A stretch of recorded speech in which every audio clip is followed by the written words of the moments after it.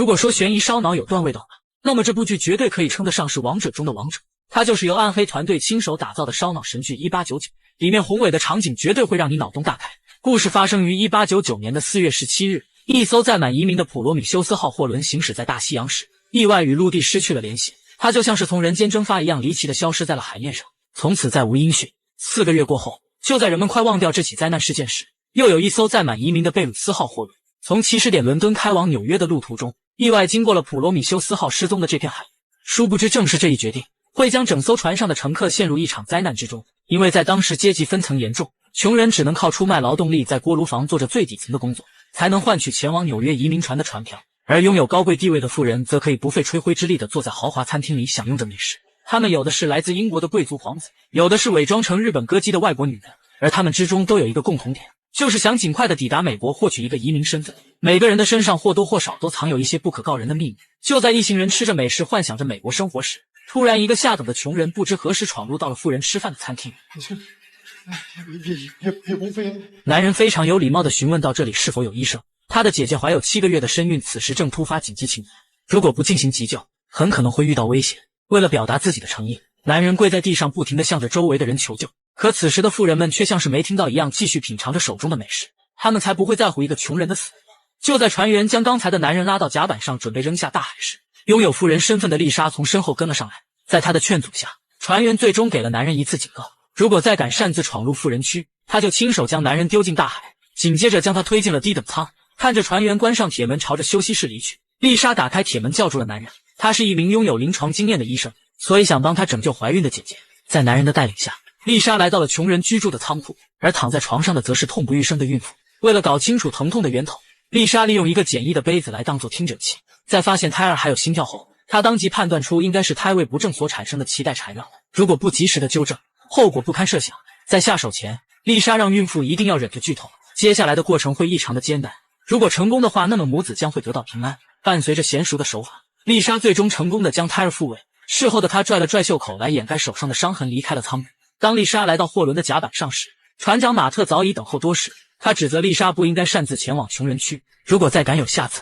他一定会做出惩罚。还没等马特把话说完时，手下的船员突然急匆匆地找到他递上了一封电报。在过去的20分钟里，他们不断地收到一串神秘信号，船员怀疑这很有可能是4个月前失踪的普罗米修斯号所为，于是一行人赶忙来到驾驶室里对神秘代码进行了解析。最终他们得到了一个具体的定位，可奇怪的是，为何只有定位却没有其他的求救对话？这让马特感到有些疑惑。如果真的是普罗米修斯号的话，那么水流应该是把他们带向北方，而不是南方，这里肯定有着什么秘密。在深思熟虑后，船长马特最终决定改变航线，朝着电报上的定位驶去。虽然自己不确定是否是普罗米修斯号，但他不得不这么做，因为那艘失踪的货轮对自己很重要。伴随着船员们改变航线，朝着反方向驶去，马特来到富人区，将这一消息告诉给了众人。他知道大家此时的心情肯定恨不得打死自己，他们都是花光了所有积蓄才获得前往纽约的船票。如果在这次路途的过程中出了什么差错，马特担不起这个责任。但尽管无数只眼睛恶狠狠地盯着自己，马特最终还是选择自己的决定，毅然决然地改变航线前往定位一探究竟，自己才是这艘货轮的负责人。在吩咐完决策后，马特来到甲板上与丽莎一起等待着航行的结果。他们都希望那个求救信号是普罗米修斯号所为。经过长达7个小时的漫长等待，贝鲁斯号成功抵达了电报上的定位，而不远处则隐隐约约地出现了一艘和他们一样的货轮，这更加确定了马特的猜测。随着信号枪亮起，一行名为普罗米修斯号的代码出现在了众人的眼前。为了以防万一，副手建议马特先将这一消息汇报给总部，等他们派人支援再做进一步救援。可此时的马特根本顾不了那么多，他立马下令派出一艘救生船前往普罗米修斯号一探究竟，紧接着来到船舱询问到是否有人愿意跟自己一同前往。在商讨了一会后，丽莎和几名乘客坐上了救生船。普罗米修斯号上有着他们的亲人。来到目标货轮，船长马特在登上甲板前留下了一名船员看守在救生船上，随后称如果他们一行人在1个小时后没有回来，让男人立马游回贝鲁斯号求救。在吩咐完命令后，马特带着众人来到了失踪4个月之久的普罗米修斯号上。可当他们进入船舱时，远在贝鲁斯号的副手发现控制室里的电报机突然停止了求救。显然此时普罗米修斯号上的求救者发现马特一行人上了他们的货轮，而此时另一边的马特带着众人来到了船舱的内部时，发现里面长满了各种各样的海草，根本不像是有人居住的样子。可下一秒，地上的一截丝带引起了马特的注意，上面的绣花根本不像是旧物，反而像是最近才留下的。这给了马特一个信心，于是几人来到普罗米修斯号的控制室，准备一探究竟。可当他们望向桌子上的电报机时，机器早已破败不堪，根本无法发送求救电报。显然他们之前收到的神秘定位根本不是普罗米修斯号所为。而此时的另一边，一个男人拖着湿透的身体爬到了贝鲁斯号上，没人知道他究竟是谁。望了望身后的普罗米修斯号，男人径直走进了贝鲁斯号。丽莎一行人在发现控制室里没人后，于是又决定去餐厅再找找，可能里面还有幸存者。跟随着地上的七星瓢虫，他们来到了一个柜子的面前，而上面不知何时被人插入了一根铁棍。下一秒，从柜子里传来了一阵敲击声。谨慎的马特拿起手枪准备随时反击。等丽莎打开柜子的大门时，映入眼帘的却是一个目光呆滞的男孩。只见男孩站起身子，径直来到了丽莎的面前，随后递上了一个类似金字塔一样的东西。一脸疑惑的丽莎只好收下男孩给自己的礼物。而此时另一边的贝鲁斯号上，刚才的神秘男人来到了1011号房间停了下来，这个正是丽莎的门牌号。随后他又往前走了2步，来到了隔壁的房间，蹲下身子将七星瓢虫放入到房间里。下一秒，门锁竟离奇的解除，随后男人走进房间，关上了大门，而上面标注的却是1013。晚上贝鲁斯号上的所有乘客便都做了一个奇怪的噩梦，大家纷纷从睡梦中惊醒，而马特手里拽着的发带正是他死去女儿的遗物。他不知道为何会出现在普罗米修斯号的货轮上。就在马特拿起抽屉里的酒精来压抑自己悲痛的心情时，手底下的助手意外敲响了房门。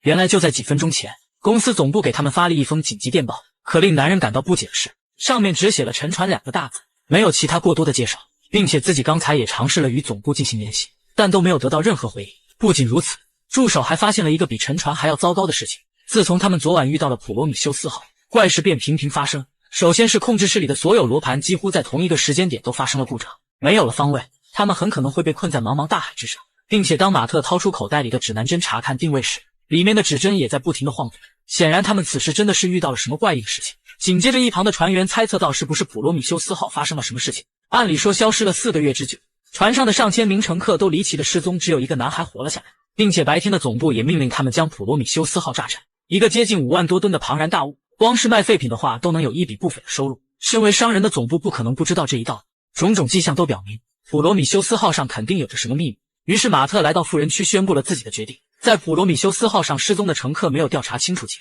他们不能袖手旁观。于是马特决定利用贝鲁斯号的牵引将普罗米修斯号拖回目的地，但由于船内没有足够的煤炭来提供动力，所以他决定取消前往纽约的航程，原路返回伦敦。在听完马特的决定后，富人们纷纷指着他破口大骂，因为他们大多数都是花光所有积蓄才购买了这次移民的船票，并且有的人还欠下了巨额债务，一旦回到伦敦，他们很可能小命不保。所以大家极力反对马特的决定。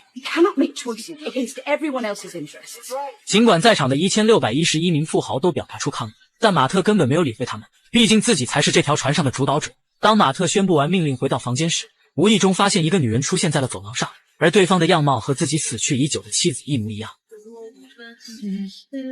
伴随着一阵女人的歌声，身后的房门突然打开。当马特走进去时，映入眼帘的正是自己的妻子和3个女儿，而对方头上的发带和自己在普罗米修斯号上发现的一模一样。看着死去已久的女儿出现在眼前，马特忍不住的流泪。就在他将女儿拥抱在怀里时，对方的身上突然散发出一团火焰，将马特震飞了出去。当马特站起身子时，发现四周都堆满了被燃烧殆尽的木炭，这里好像就是当时女儿被烧死的房间。跟随着地上的七星瓢虫，马特爬进了地上的烟囱里，没想到管道中还有一个特殊的楼梯。跟随着楼梯的方向，马特来到了管道的尽头，打开木板，上面刻着的是一个金字塔的模样。当他从里面爬出来时，发现此时处在的正是自己的房间，这让马特感到非常的惊讶。没想到床底下竟一直藏有一个密道。而此时另一边的丽莎在将男孩救下来后，准备给他梳理下头发，可就在丽莎扒开耳窝时，发现上面刻有一个金字塔一样的图案。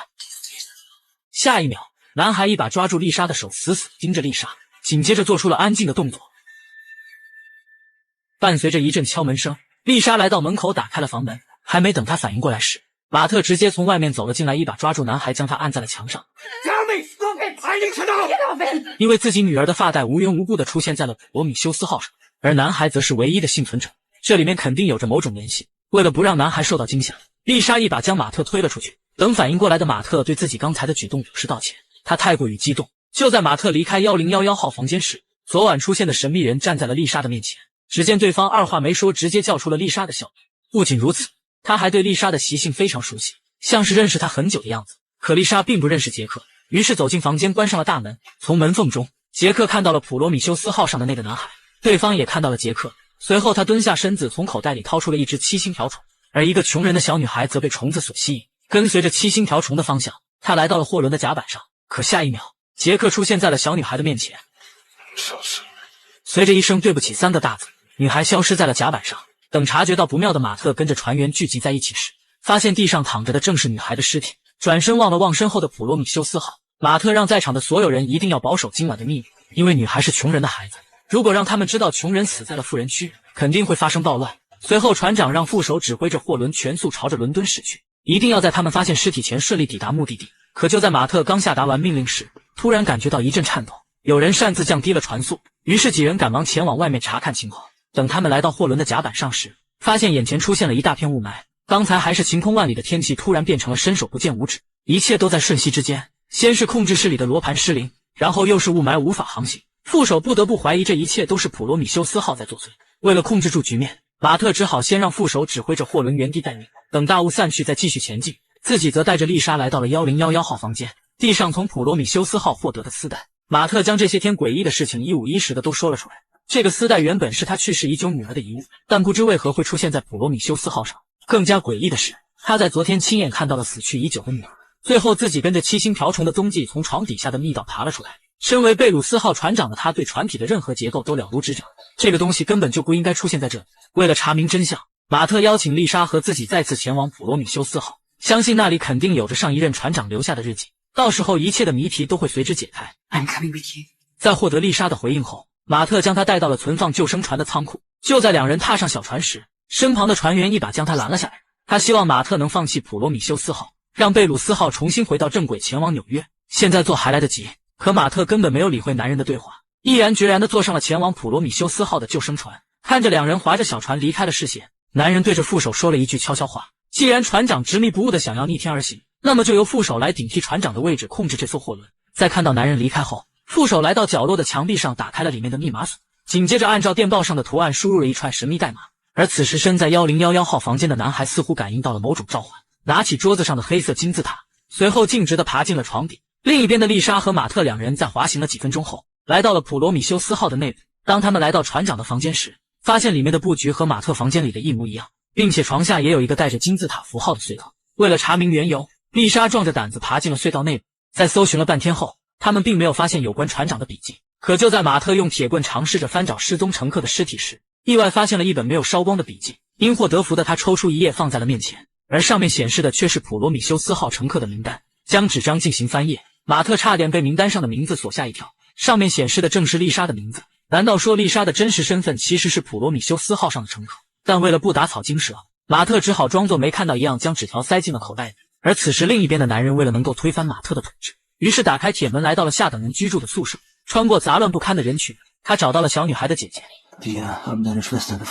跟随着男人的方向，女人来到了船舱的停尸房，看着活蹦乱跳的妹妹变成了一具冰冷的尸体，女人决定要让富人们付出代价。于是她召集了所有穷人们进行了反击。看着下等人拿着武器径直地朝着马特的方向走去，杰克意识到了不妙，于是他劝阻丽莎先回到1011号房间锁上大门，自己会挽回局面。事后的杰克趁着没人之际，从口袋里掏出了一个神秘的铁盘，在他调整按钮的位置时，锅炉房里的发电机竟离奇的启动，下一秒贝鲁斯号就消失在了海面上。直到天亮后，船员们才发现自己已经被传送到另一片海域，大家都一脸震惊，但也无可奈何。此时已经夺得贝鲁斯号控制权的弗兰斯下令继续朝着纽约行驶。然而仅仅过了一个晚上，无故死去的人却越来越多。临时军队找来了副船长，想要从他口中得知这些人死去的原因。事实上副船长自己也不知道，但是他却告诉众人，自从那个男孩被救到这艘船上后，不祥的事情就接连发生。于是临时军队在副船长的带领下来到了丽莎所在的1011号房。因为男孩被救上来后一直和他住在一起，没有1011号房的钥匙，他们正准备破门而入，正好此时丽莎回来了。他们从丽莎身上拿到钥匙后，举着武器迅速进屋搜查，翻遍了房间里的每一个角落，都没发现任何踪迹。临时军队也只能悻悻地离开。此时丽莎也陷入了疑惑，正在思考着男孩的下落时，却听到了地板下传来的敲击声。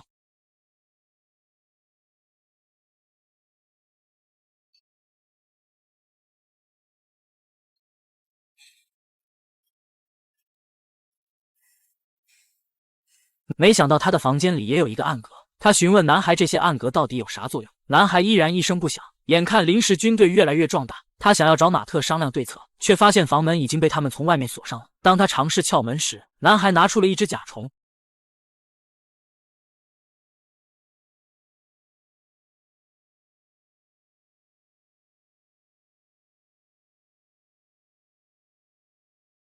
甲虫一瞬间就把门打开了，男孩拉着丽莎的手，然后紧紧跟在甲虫的后面，果然找到了正准备逃走的马特，但是他们却没注意到已经被人盯上了。刚和马特会合没多久，临时军队就赶来了，对方保证只要一行人交出男孩，马上就放他们离开。几人当然不愿让一个孩子落入虎口，但是男孩却主动走向了临时军队。伴随着瓢泼大雨，人们聚集在黑夜的甲板上，临时军队准备把男孩当作恶魔扔进大海里，以此来阻止船上的人再次无辜死去。但保持理智的马特一行人很清楚，船员们的死不是男孩造成的，如果把他丢下海里，就等于又多了一个无辜的亡魂。随即跟临时军队发生了一场大战，然而在混乱中，男孩还是被扔到了海里。在这个过程中，他竟然没有反抗，只是默默地接受着即将到来的命运。随着男孩掉入海中，双方的战斗也就此结束。此时几乎人人都有负伤，马特一行来到了偌大的酒吧休养。随后马特找到了丽莎，拿出从普罗米修斯号上找到的乘客名单，质问对方为什么上面会有他的名字。看到这个名单，丽莎也陷入了疑惑，脱口而出不可能。就在这时，身后的柜子却发出声响，紧接着又冒出了耀眼的光。